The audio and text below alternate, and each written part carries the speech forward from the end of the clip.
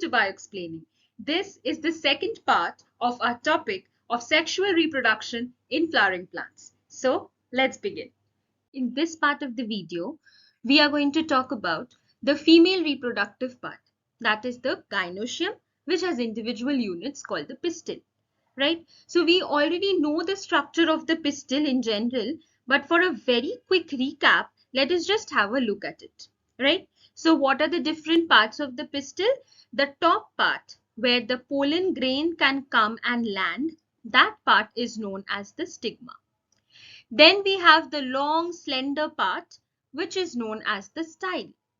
And then at the base, the basal part is present, which is the ovary, and all of it rests on the thalamus, which we also call to be the receptacle. Okay, so the three parts of the pistil are from top, stigma, then comes the style, and then comes the ovary. These are the three parts of the pistil. Now, in the gynoecium of a flower, there can be two varieties. That means in some flowers, the gynoecium might contain one carpel, or in some flowers, the gynoecium might contain more than one carpel. So where there is a single carpel or a single pistil, we call it to be monocarpellary. So mono refers to one. And where there are more than one pistil, we call it to be multicarpellary, and multi refers to many. Okay, so just to re-mention here that we can use the term carpel or pistil for the individual units of the gynoecium. So having one carpel is monocarpellary, having more than one carpel, many carpels, is multicarpellary, right? Now, this multicarpellary can also be of two types. One is syncarpous, the other is apocarpous. So when you see this word or root word syn in biology, always understand that we are talking about something which is united, right? So syncarpous refers to fused pistils, that the individual units, the pistils, are fused with each other.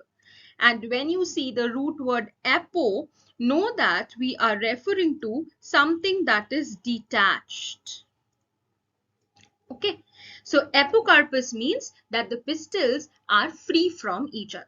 So look into this image that has been shown here. What can we see? We can see here that in the first one, you see a syncarpous ovary. That means all the pistils have been fused to each other. So when all the pistils are fused to each other, if you notice at the top, you see all the stigma are, at the same place, right? So this is a syncarpous ovary. And the second is the apocarpous. That means each of the carpels or the pistils, they are free from each other. They are not attached. Now, inside the ovary, we have ovarian cavities present. So these are known as the locules. So what are the locules? Locules are separate individual cavities that are present inside the ovary. Okay. Now, the placenta is located inside the locule. Say if you have to understand with a simple diagram, just imagine that this is the ovary. Okay. Say this is what I'm showing you. This is the ovary. And inside the ovary, you have a cavity present. This cavity is known as the locule. And inside the locule, you can see the presence of ovules. Okay. Now these ovules are attached to the locule by something. That is what you call to be the placenta. Okay, so the placenta is the mode of connection between the ovules and the ovary, right?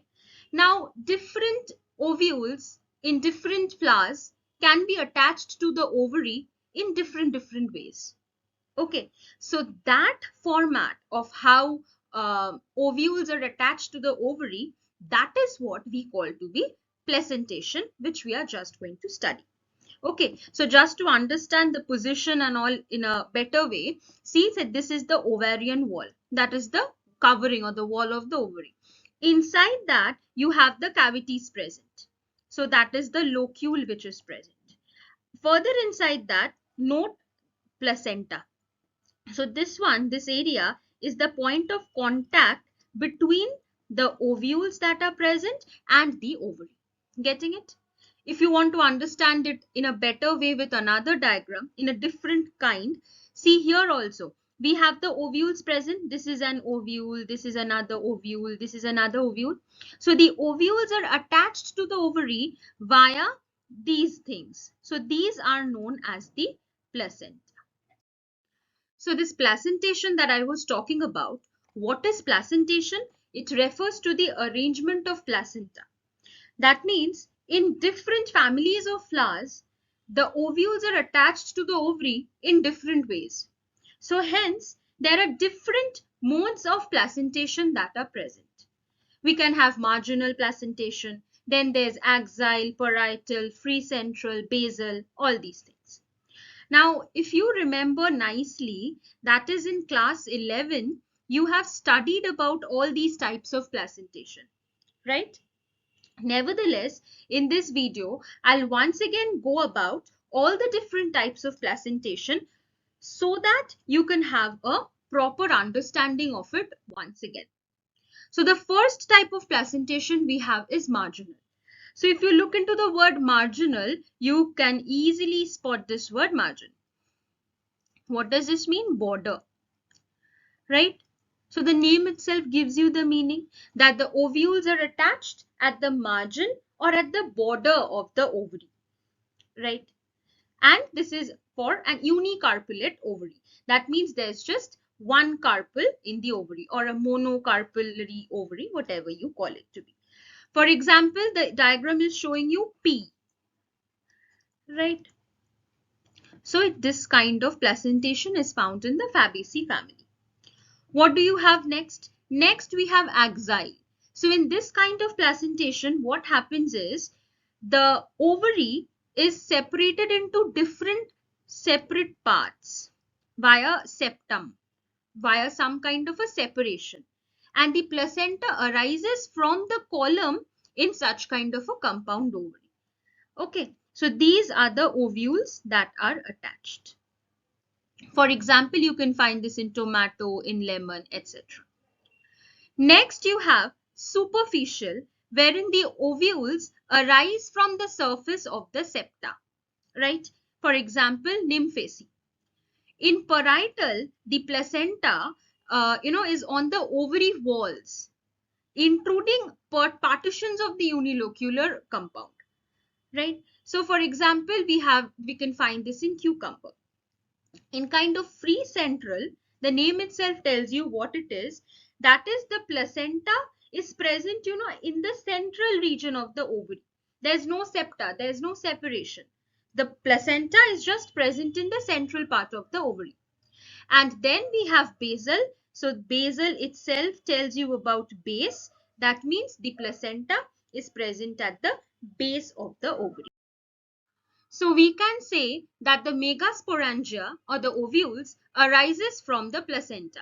Now, say for example, in case of mango, in case of wheat, or in case of paddy, like the easiest to understand is with the help of a mango. You know that mango is a one-seeded fruit, right? We know that it is a one-seeded fruit. Yes, so one-seeded fruit means what? That there's just a single seed and seeds come from ovules. So that means there is just one ovule, right? So plants like mango, wheat and paddy, they have only one ovule present in their ovary. On the other hand, you can have other plants, that is, suppose for example orchids, papaya, watermelon, they have many ovules present. So let us take the example of watermelon and try to understand this. What you can see is, this is known as the hollow heart of watermelon. This is known as the hollow heart of watermelon. That means in the central part, this region is known as the hollow heart of watermelon. And these are the cavities. That means the locules. And inside the locules, what are present is the ovules are present. Getting it? So in case of mango, wheat and paddy, there's just one ovule present in the ovary, while in case of orchids, papaya, watermelon, there are many ovules present. So now let us discuss the structure of an ovule in detail. Okay, so this diagram that is being shown to you here is a typical anatropous ovule. So what do we understand by this word anatropous? So anatropous means inverted. Okay, so an anatropous ovule is an inverted ovule. What do we mean by that? Say this is the stalk of the ovule, right? And in an anatropous ovule, the stalk is only rotated by 180 degrees. So it is completely inverted, right?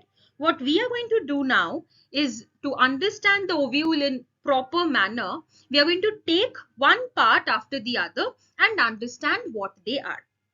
So first, since I just spoke about the stalk, let's keep talking about that. So the stalk of the ovule is known as the funicle, right? So this region, this one, that is the funicle or the stalk, which will attach the ovule to the placenta. We just understood what placenta is, the different types of placentation are. So the ovule is attached to the placenta via this stalk, which is known as the funicle. Second part that we have is the hilum. So what is the hilum? This is the part via which the ovule fuses with the funicle. So if we note it in the diagram, it is this region, the hilum. So the body of the ovule fuses with the funicle via the hilum. So in other words, what can we say? We can say that the hilum forms a kind of junction between the ovule and the funicle. We are good to go. So we are done with the funicle. We are done with the hilum. Next, what do we have? If you look into the diagram carefully, you'll find we have outer integument and inner integument. So what are these integuments? These integuments are protective layers of covering, or you can say protective envelopes that are present, which protect the inner parts, which is the nucellus. So the two roles of the integuments are, first is it encloses the nucellus, and the second thing is that, not a role per se, but look into the diagram once again, you'll be able to understand that the integument is not continuous. There's a certain region where the integument is not present. See, in this region, the integument is not present. So this region where the integument is not present, this is known as the micropyle. So it is a empty space present at that region. Understandable? So this place where the micropyle is present, we call it to be the micropylar pole or simply the micropylar end. Completely opposite to the micropylar pole, you have another pole which we call to be the chalazal pore or the chalazal end or simply the chalaza. So this represents the base of the ovule in this case. So we call it to be the basal part. So what is the nucellus? The nucellus is a mass of cells having abundant food reserve materials. And what have we seen in the previous slide? We have noticed that where is the nucellus present? It is very properly enclosed within the integuments, meaning the coverings, right? So the nucellus is enclosed within the integuments and it is a mass of cells which has abundant reserve food materials, right? Now, inside this nucellus, what do we have? We have the embryo sac. And this embryo sac inside the nucellus is the structure which is referred to as the female gametophyte, right? So the nucellus is present inside the integument. It has abundant reserve food materials. And further inside the nucellus, what do we have? We have the embryo sac, which is known as the female gametophyte. So what happens is an ovule generally has a single embryo sac. An ovule has a single embryo sac formed from a megaspore. Okay, so I guess this is clear for us. Okay, so now we come to what is megasporogenesis, right? So in simple words, what can be said? That it is the process of formation of what? The name itself tells us. Megasporogenesis means it is the process of formation of megaspores from where? From the megaspore mother cell. From the megaspore mother cell, right? So megasporogenesis is the process of formation of megaspores from the megaspore mother cell. So now what is this megaspore mother cell? So this megaspore mother cell, abbreviated as MMC, it is a large cell containing dense cytoplasm and a prominent nucleus, right?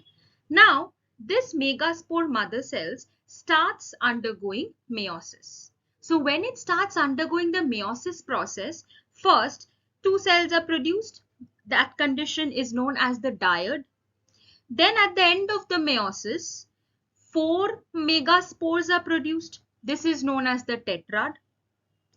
What happens is, out of these 4 megaspores that are produced, only one is functional. Only one megaspore is functional, while the other 3 which were produced, they, do not survive.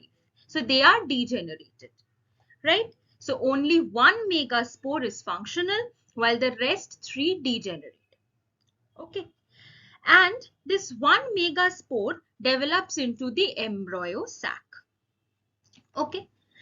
Because this embryo sac is developed from just one megaspore, we call this process to be monosporic development. Because it is developing from one megaspore. So mono means one. So monosporic development, right? And this embryo sac, as we have seen, what is it known as? This is referred to as the female gametophyte.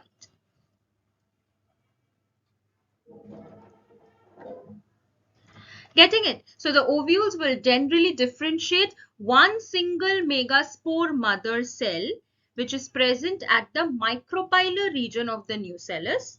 That megaspore mother cell will first turn into a dyad, then into a tetrad, then only one megaspore will be functional while the rest 3 will degenerate.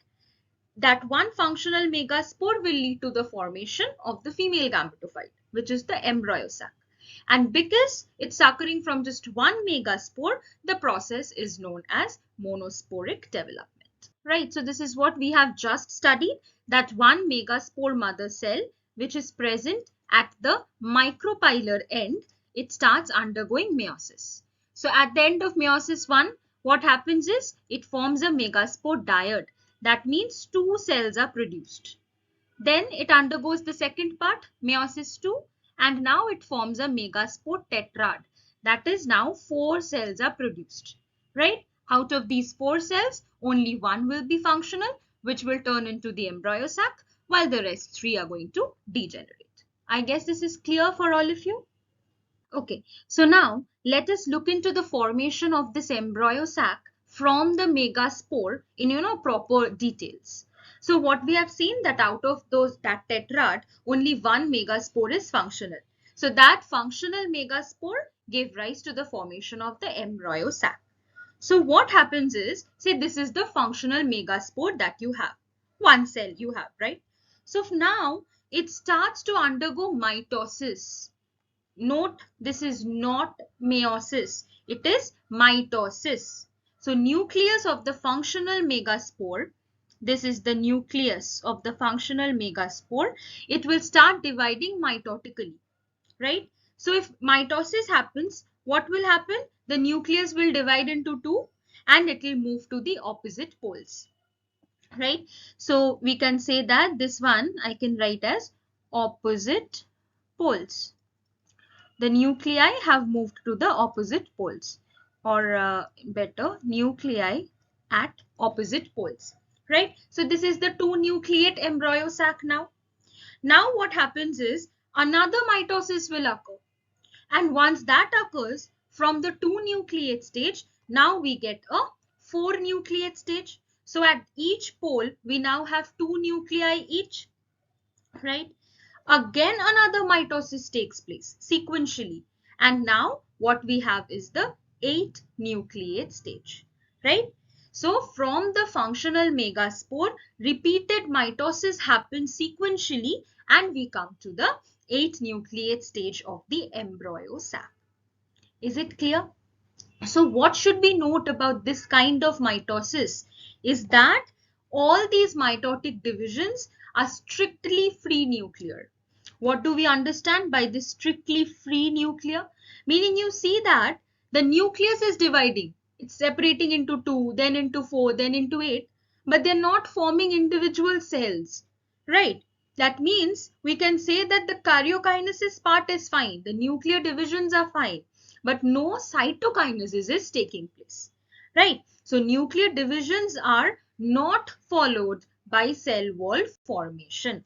So strictly free nuclear means no cell wall formation after the nuclear divisions. Are we good to go? Right. So what is happening is at this 8 nucleate stage, after this 8 nucleate stage, the cytokinesis is happening. Right. So what do we mean by the cytokinesis happening is the cell walls are laid down. So long we were seeing what? We were seeing that only the nuclear divisions were occurring. They were strictly free nuclear. Now we are seeing that after the 8 nucleate stage, the cell walls are laid down. Right. So once the cell walls are laid down, now what you have? Now what you have, you can term this as, the proper typical female gametophyte or a mature embryo sac. So this is a typical female gametophyte, right? Which we call to be the embryo sac. Okay. So now very carefully look into the structure of the embryo sac in details. So this part is what we call to be the chalazal end. Chalazal end, right? This side. And this part is the micropilar end. So a good way to remember which is the chalazal end and which is the micropilar end is to know that your egg apparatus is present at the micropilar end, right? Because while doing MCQs or while solving questions, we often tend to get confused that which is the chalazal end, which is the micropilar end. So just remember, as simple as that, wherever you see your egg apparatus, that side is your micropilar end, right? So what are the different cells that are present inside the embryo sac? So let's see one by one. At the micropilar end, you have a collection of 3 cells that you call to be the egg apparatus. So what are the components of the egg apparatus? One, you have the egg cell, and the other 2, they are the synergids, also pronounced as the synergids, right? So the egg apparatus has 3 cells. One is the egg cell and the 2 are the synergids. Now, if you look into the diagram, you'll find this filiform apparatus that is present. What is this filiform apparatus? So this filiform apparatus is nothing but special cellular thickenings. Special cellular thickenings of the synergids. And what is their function? They are going to guide the pollen tube to enter the synergids, right? What is the ultimate function? That the pollen tube has to come, it should enter the embryo sac and then fertilization will occur. So somebody has to guide this pollen tube that you please enter from this side. So that work is done by this filiform apparatus. So the filiform apparatus will guide the pollen tube into the synergids. Okay.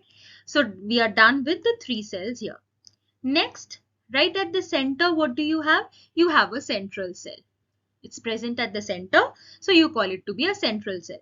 It is a single cell containing two nuclei, right? So how many polar nuclei are present? Two nuclei are present. And then at the cholazal end, you have three cells which are known as the antipodal cells or the antipodals. They are again three cells, right? So what about the total number of cells? Total number of cells, if I start from the micropylar end, I have 3 from the egg apparatus. Then in the center, I have one central cell, and at the cholazal end, I have 3 antipodals, right? So total, it comes to what? It comes to 7. So hence, what can we say? Hence, we can say that the mature embryo sac contains 7 cells. But notice the number of nuclei.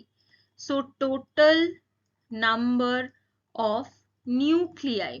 If I again start from the egg apparatus, 3 cells have 1 nuclei each. So 3 nuclei. If I come to the central cell, it has 2 polar nuclei.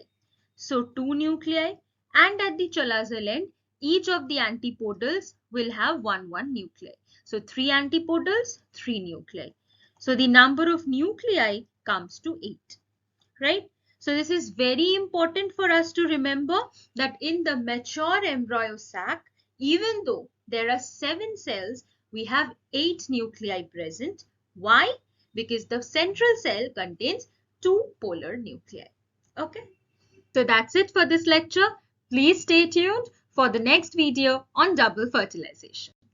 If you like this video, then please drop a like, write me a comment, share the video, and oh yes, please do not forget to subscribe to my channel Bioexplaining. Let's keep learning. Thank you very much and bye-bye. If you have any doubts, please write it to me. I'll surely get back to you.